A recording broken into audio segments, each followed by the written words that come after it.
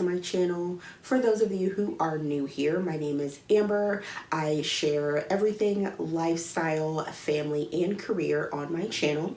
So if that's something that interests you, please be sure to hit that subscribe button, click the bell notification so you can be notified each and every time I upload a video. So let's get into it. In this video, I will be helping you, assisting you, guiding you through this whole virus situation, how to have a checklist for this stay-at-home order, which is what it's being referred to here in the state of Ohio. As a real estate agent and also as a nurse, I do deal with the public on a day-to-day basis. My career choices do list me as essential, as well as my husband is also essential to the workforce. And so with that being said, we do have to go out and about, and so we have to be extra careful when it comes to making sure we are not bringing that horrible virus into our home and around our children. So with that being said, I thought it would be important to discuss a checklist that will help you if you are not as prepared for this situation as I feel I wasn't. I did have a few things in my home that helped us, but I still did have to go out to the stores and get certain items to make sure that we were prepared. I do have 5 items that I want to discuss that you guys, or that I'm suggesting that you have on your checklist to make this whole stay as manageable and least stressful as possible. The first item that I think is a good idea to have, or to discuss I should say, would be to make sure you have essential cleaning supplies. For me, I had the crazy thing is I had just bought some disinfecting wipes, but as far as like disinfectant spray and stuff like that, I didn't really have that. What I want to touch on is, as long as you have the basics, I feel like that is what is essential. So instead of running out to the store and making sure you have, you know, a million things of disinfectant wipes, spray, hand sanitizer and things like that, if you have the ingredients for these things, I feel like that is what's more important. So for example, I have before, when I didn't have like a cleaner, I do have peroxide, I have alcohol, I have lemon, I have baking soda, I have those things. I also have bleach. So with those items, there are all different types of DIY recipes that are on Google and Pinterest that can help you get through that period of time where you feel like you are lacking. The second item is to make sure when you're going to the store that you are choosing food items that you're able to make more than one meal with. And this doesn't have anything to do with the grocery list, which if you guys have not seen that, I will make sure I link that so you can be smart with your choices when it comes to your grocery list and also navigating through the store.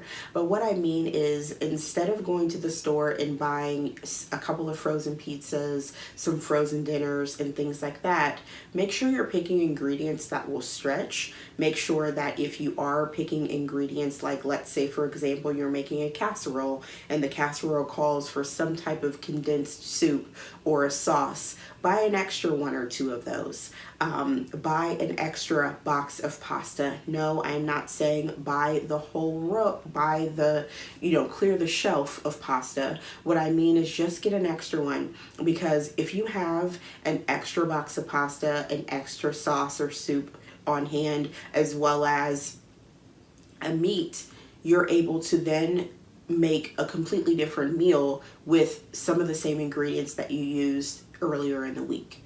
So just making sure that you know, are prepared when it comes to that. Also, something else that I wrote down here was, in addition to the sauces, but essential things like cornstarch, flour, sugar, things like that. In the event that you're not able to get to the store, and let's say your family does want pizza, you're able to make a pizza dough. There are so many recipes that I have found just in my research that do not call for that many ingredients.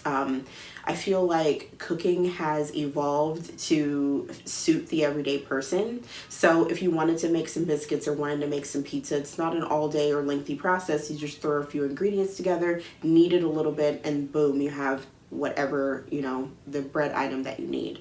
If you want to get a little bit more intricate, that is up to you, but I, for one, do not have time for that. So the next thing on the list is being resourceful with the items you do have in your home. I feel like, and I'm speaking for myself, I feel like I'm so quick to, as soon as I run out of something, oh, I need to drop everything I'm doing and run to the store, because if I don't, then I won't get back to the store and get it. No, that is not the case. Because we have been told to just make the necessary trips that you need. What that means is, for example, earlier today when I was doing dishes, I used dish gloves when I wash my dishes. And one of the fingers had got a hole in it. One second. As I was saying, I use dish gloves when I wash dishes, and so one of the fingers had got a hole in it, I guess when I went to take it off or something like that. So instead of saying, oh no, I need another pair of dish gloves, let me run to the store real quick, which would, in today's times, expose myself to whatever it is I'm exposing myself to, and then bringing that back home to my children.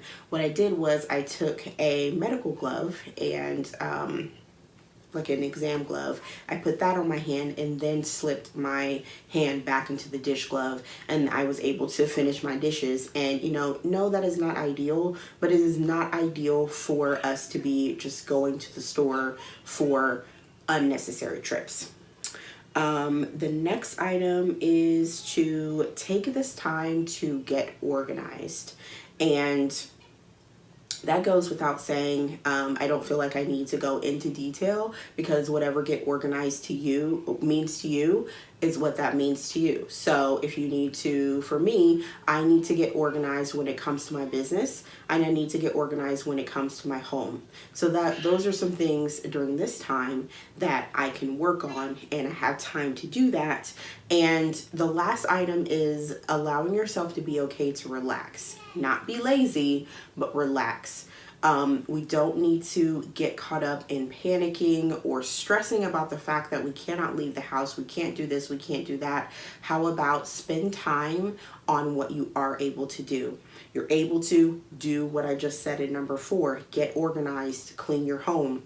You're able to spend more time with your family, things like that. You're able to grow as a family, build that strong foundation that you need, as well as get your house in order.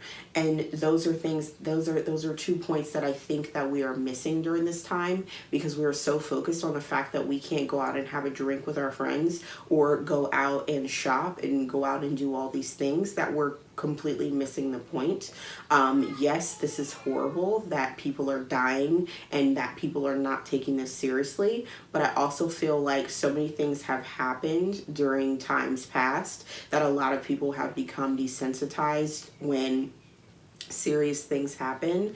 And so, you know, I don't blame anyone. I'm not saying anyone's wrong or anyone is right, but I do feel like if our government leaders and World Health Organization is saying that we need to stay at home, we need to flatten the curve and decrease the spread, and by social distancing and staying home is the solution for that, why not do that? Why is it so important that we be out socializing, that we're worried more about that than we are about protecting others? For me, I don't know, I feel a little bit more strongly when it comes to this subject, and I also take extra precautions when I come back home, because we are labeled as essential, my husband and I feel like it's a little bit more scary.